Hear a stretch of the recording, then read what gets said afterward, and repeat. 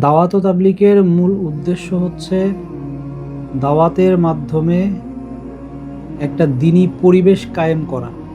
পৃথিবীর প্রতিটা মানুষের কাছে, হোক সে মুসলমান, বৌদ্ধ, খ্রিস্টান, যে ধর্মে হোক না কেন, প্রতিটা মানুষের কাছে দ্বীনের দাওয়াত পৌঁছে দেয়া, দ্বীনের সৌন্দর্য, ইসলামের সৌন্দর্যকে পৌঁছে দেয়া, এমন একটা পরিবেশ তৈরি করা যেন সকল ধর্মের মানুষ, যাদের মধ্যে বিবেক আছে, যাদের বুদ্ধি আছে, তারা যেন এই পরিবেশের মধ্যে থেকেই বুঝতে পারে যে প্রকৃত ধর্ম হচ্ছে ইসলাম।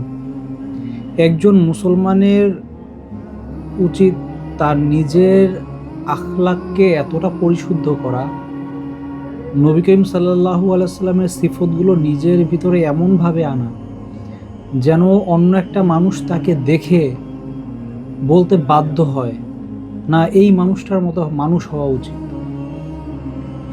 আমাদের দাওয়াত ও তাবলীগের মেহনতের উদ্দেশ্য এটাই, নিজের ভিতরের সকল খারাপি দূর করে নিজের ইসলাহ করো এবং তোমার ব্যবহারের মাধ্যমে, তোমার আখলাকের মাধ্যমে মানুষের কাছে দাওয়াত দাও। দাওয়াত শুধু মৌখিক না, যে মুখে দাওয়াত দিলাম, ভাই নামাজে আসো, ভাই রোজা রাখো, হজ করো, এইটা দাওয়াত, এইটা না।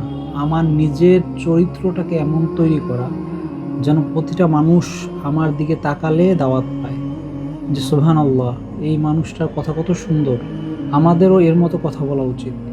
এই মানুষটার আখলাক, ব্যবহার, এর অন্তর কত পরিষ্কার, আমাদের সকলের তার মতো অন্তর করা দরকার। এটা ছিল আমাদের উদ্দেশ্য।